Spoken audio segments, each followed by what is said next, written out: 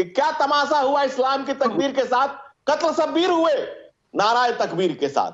तो जिन लोगों ने नाराए तकबीर लगाकर मोहम्मद साहब के नवासे को करबला के मैदान में कत्ल गारत में किया, वो बात पंतन की नहीं कर रहे हैं, वो बात पते की कर रहे हैं। उनके दिल में जो हिकारत भरी हुई, जो नफरत भरी हुई है, जो सोच में जहर भरा हुआ है, वो बात उसकी कर रहे हैं। और उसी की बात कर रहे हैं, वो इशारा कर रहे हैं जो ईरान में, जॉर्डन में, सीरिया में, लेबनान में, ईरान में, इराक में जो सभी जगहों पे हो रहा है, जो जल्दी से फिर बाकी मेहमान हो रहे हैं, जल्दी से कुरैशी बिल्कुल को पाकिस्तान बिल्कुल ठीक है। हाँ बोलिए ठीक है। देखिए धनंजय बहुत बड़ा प्रहार किया, बहुत तेज प्रहार किया आपने, जवाब दीजिए। अरे इमाम हुसैन के और उनके साथियों के साथ जिस तरीके की कोशिश की गई, भारत में हम ये भारतीय जनता पार्टी के लोगों को कुछ नहीं करने देंगे इंशाल्लाह। और सुनिए, इससे आगे मैं आपको एक बात बता दूं, लड्डू कौन बांटता है? जब गुजरात के अंदर में बिल्किस बानो का रेप होता है, उसके ऊपर सजा पे जो है वो मिलती है, तब फूल और हार और लड्डू भारतीय जनता पार्टी के लोग बांटते हैं। तो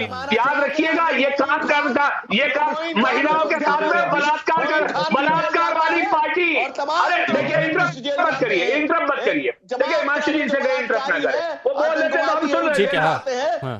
नहीं, ऐसे नहीं होगा हिमांशु, ऐसे नहीं होगा। ये बिलबिलाहट को उसके समाप्त करने वाली सरकार है, ये बिरयानी खिलाने वाली सरकार नहीं है, ये बिलबिलाहट को कंट्रोल करने वाली सरकार है। बहुत हो गया तमाशा, अब ये तमाशा ये और देश देखने को तैयार नहीं है। ये नई पीढ़ी सब जान रही है कि मुनाफत कितनी, मक्कारी कितनी, हिकारत कितनी है। और नहीं, सबकी बात सुनी। कुरैशी जी सुनिए, आपकी बात, आपने बिल्किस बानो वाला मुद्दा उठाया, समझा, वो बात सबने सुनी। अब मैं रिजवी साहब से बात कर लेता हूँ। नहीं 10 सेकंड। अच्छा ले लीजिए 10 सेकंड, प्लीज लीजिए। देखिए मैं वही कह रहा हूँ कि ये लड्डू की बात कर रहे हैं। लड्डू किसने बांटे हमने देखा, मणिपुर में लड्डू किसने बांटे हमने देखा। बहनों की इज्जत अजमत रेशा हो गई, इनको शर्म नहीं आई। और ये लड्डू इन्होंने बांटे, ये भारतीय जनता पार्टी के लोग हैं, ये इनका चरित्र है। अच्छा ठीक है, एक मिनट रिजवी साहब, एक मिनट मुमताज आलम रिजवी साहब, एक बात बताइए, आपके हिसाब से कौन सा बयान गलत है? क्या इस तरह की बयानबाजी, इस तरह की बातें, क्या दूरी नहीं बनाई जा सकती है कि कहीं पर कोई मुद्दा बने? देखिए, इसमें दो चीजें हैं मुझे लग रहा है। एक तो ये है कि जैसे को तैसा, जो जैसा करता है वैसा उसको मिलता है। नंबर एक बात, जिस तरह की जबान सियासत में शुरू की गई है, काटने की, बांटने की और ये तमाम, तो जैसे को तैसा नंबर एक। नंबर दो कि ऐसा लग रहा है कि हमारे देश में लिटरेचर, साहित्य पढ़ना लोगों ने बंद कर दिया, तो वो मुहावरे की जबान नहीं समझते। नंबर दो। नंबर तीन, ये जो मैं कहना चाहता हूँ वो बहुत इम्पोर्टेंट है कि आप देखिए, ये जो आज की सियासत है, खासतौर से हिंदुस्तान की, वो अगर आप समझेंगे तो आपको अंदाजा होगा कि यहाँ न कोई कटने जा रहा है, न कोई बंटने जा रहा है, और न कहीं कोई काटने की बात कर रहा है, न कोई बांटने की बात कर रहा है। तो इसलिए ये जो एक दूसरे पर इल्जाम है, मैं समझता हूँ कि बिल्कुल बेबुनियाद बात है। और ये जो जिस तरह की जबान, अब आप बताइए कि बीजेपी को क्यों ऐसा लगा, उसकी वजह मैं बताता हूं। क्योंकि जो जैसा होता है उसको वैसा ही समझ में आता है। क्योंकि बीजेपी शर्मा जी एक मिनट प्लीज, शर्मा जी पूरा मौका दूंगा, प्लीज थोड़ा सा रुकिए। मैं जो कह रहा हूँ हिमांशु जी, मैं सिर्फ ये कह रहा हूँ कि चूंकि बीजेपी चाहती यही है कि देश में कटने की बात हो, देश में बंटने की बात हो, इसलिए अगर पतंग कटने की बात होगी तब भी उसको उठा लिया जाएगा, जो समझा जाएगा, जो जैसा समझना चाहता है, जो जैसा समझना चाहता है वैसा ही बोलता है। देखिए, बटेंगे तो कटेंगे की बात हुई थी, बटेंगे तो कटेंगे की बात हुई थी, लेकिन रिजवी साहब आपके दिमाग में क्या आया?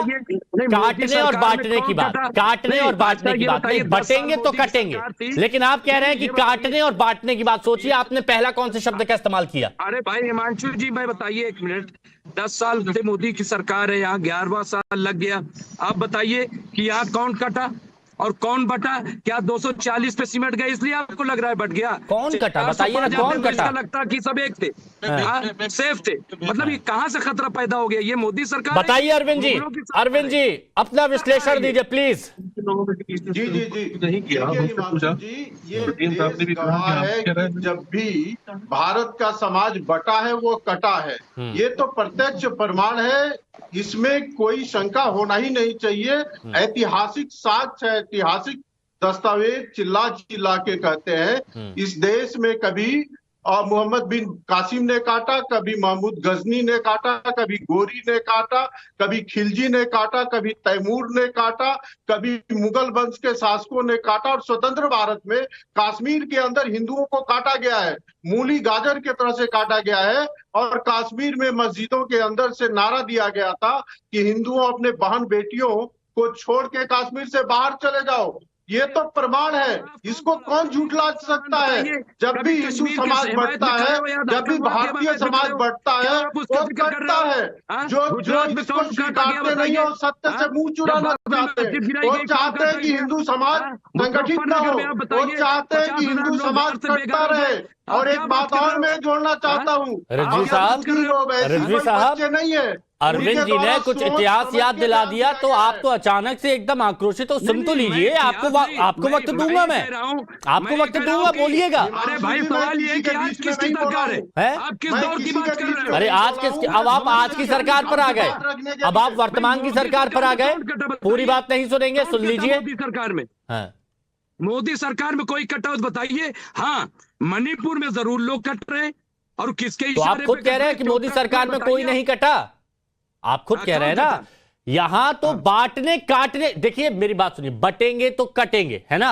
अब आपको बटेंगे नजर नहीं आ रहा, आपको सिर्फ कटेंगे कटेंगे कटेंगे नजर आ रहा है। और उसमें भी आप कह रहे हैं कि कौन कटा, कौन कटा। तो आप समझिए कि आपको सिर्फ एक ही नजर आ रही है, कटने की, काटने की। लोग बट रहे हैं। नायर साहब, नायर साहब, क्या बीजेपी को वोट न देने है? हाँ नायर साहब, देखिए ओवैसी ब्रदर्स जितना भी है वह अपने स्टेट तेलंगाना में भी मुश्किल से 6-7 सीट जीते हैं। केवल ये मुसलमानों को भड़काना, उनको मेन स्ट्रीम में दूर रखना, उनको अनपढ़ रखना, उनको बेरोजगार रखना, उनको में लिप्त रखना, ये जानबूझ के क्या है, और ये कैसे क्राइम में और हिंसा में लिप्त हो, ये इसकी प्रेरणा ओवैसी साहब दे रहे हैं। लेकिन ये समझ लें, विश्व हिंदू परिषद, बजरंग दल जैसी संगठन जब तक है, इनके मंसूबे, इनको इनकी मैली आंख हिंदुओं के सामने ताकत नहीं है।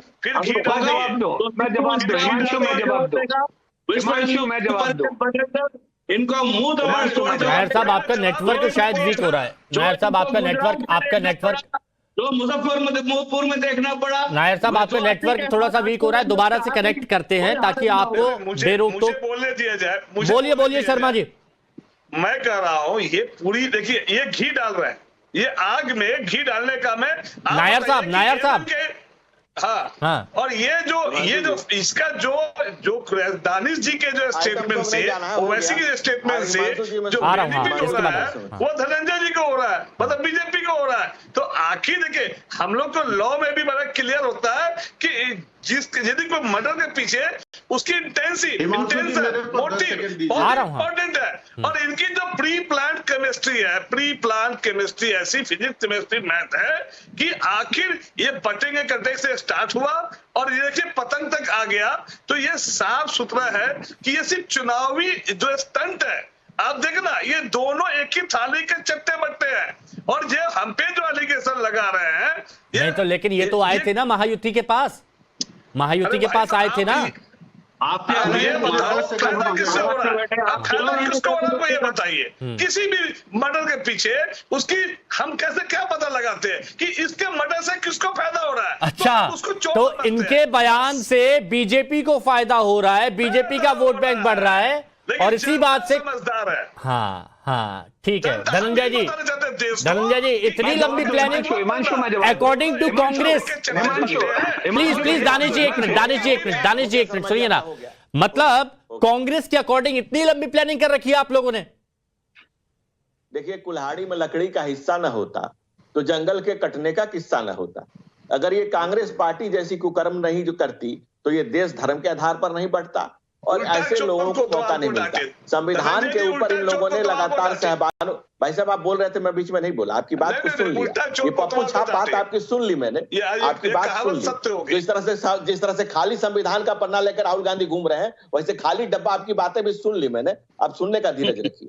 दूसरी बात हिमांशु जी, दूसरी बात, एक बात सुनिए, विषय पर आते हैं, विषय सुनने दीजिए। देश की महत्वपूर्ण है, पप्पू छाप बातों के लिए बहुत समय होता नहीं लोगों के पास। दूसरी बात हिमांशु जी, आप देखिए, कांग्रेस लगातार करी किस तरह से जो शर्तों के सामने सर झुकाए, लगातार वो देश को शर्मसार कर जाए, वो शिवाजी की विरासत पे कैसे बात करे। और दूसरा, इनकी बात छोड़िए, कांग्रेस की कोई कुछ सुध लेने वाला नहीं है। जो मुस्लिम स्कॉलर कह रहे थे कि लोग मुहावरों को नहीं समझते हैं, अरे लोग मुहावरों को भी समझते हैं, मोहब्बत को भी समझते हैं, मक्कारी को भी समझते हैं और मुनाफिक को भी समझते हैं। इस देश का आम जन सबको समझता है और आपके मन में जो हिकारत, नफरत जो भरी हुई है उसको भी बखूबी समझता है। अभी कांग्रेस को कोई नहीं पूछ रहा यार, कोई नहीं पूछ रहा, आइटम सॉन्ग गाने के लिए नहीं बुलाया गया आपको, प्लीज हो गया। आपका जो केस हिस्ट्री बताई, जलेबी बना रहे थे, ये जलेबी हरियाणा में भी फेल हो गई और महाराष्ट्र में भी इसका कुछ नहीं होने वाला। अच्छा सुनिए, जलेबी बनाकर अब ऐसे देखिए, जब मैं दोपहर की ये डिबेट करता हूं तो मेरी मंशा, मेरी कोशिश यही रहती है कि सबकी आवाज स्पष्ट जाए, दर्शकों तक जाए और एक एक करके प्लीज। मैं शर्मा जी, मैं नहीं चाहता कि यहां पर कोई किसी को इंटरप्ट करेगा और उसकी आवाज बहुत अच्छे तरीके से दर्शकों तक जाए, समझे कि किसके तर्कों में कितनी ताकत है, ये जनता तक पहुंचना चाहिए। भाई इन्होंने ये नहीं बात शब्द बोला, इन्होंने बोला हिंदू जब बटेगा तो बाकी मुसलमान कटेगा। अरे कैसी बातें करी आपने, ये बिल्कुल नहीं बोला गया। किसी को मुसलमान को काटने वाली बात ये कि आप एक अलग एंगल ले आए। नहीं, आप एक अलग एंगल ले आए, किसी को काटने की ऐसे बात नहीं की है। एक है तो सिर्फ है, उसका मीनिंग एक है, कौन सा एक है? नहीं, हम तो आप खुलेआम यहाँ पर बोल रहे हैं, ये बहुत गलत है। हम अनेक हैं फिर भी एक है, हम अखंड है। अखंड भारत जिसको कहा जाता है, विभिन्न भाषाओं, विभिन्न मौसम, पाखंड है, तुम्हारे पाखंड है, आधार पर देश को बात करके जा रहे हो, अखंड भारत के टुकड़े कर दिए तुमने। तुम्हारे पाखंड को देश की जनता जान रही है। बंद करो ये पाखंड, ये ड्रामा, ये नफरत नाम पे जाति से बदल गई, धर्म बदल गया, आप आया है गोत्र, अदाता लेते कमर में, आप दर्जनों पार्टी के घूमे पौत्र, पारे पाखंड कांग्रेस। अच्छा ठीक है, प्लीज। अच्छा खंड करके पाखंडी कहीं के। अच्छा नहीं, कोई पाखंडी के पर्सन मत बोलिए ना। ठीक है दानिश जी, एक मिनट आ रहा हूँ। हाँ दानिश जी, एक बात देखिए, मुझे अपनी बात कहने का मौका दीजिए प्लीज। मैं दूंगा, थोड़ा सा रुक जाइए। देखिए ऐसे बहस शुरू हो जाती है तो वक्त फिर कट जाता है, समझिए मजबूरी। बोला ये जलेबी घुमा रहे थे राहुल गांधी वाली जो हरियाणा में चली नहीं, मैंने कुछ बोला इनके बीच में?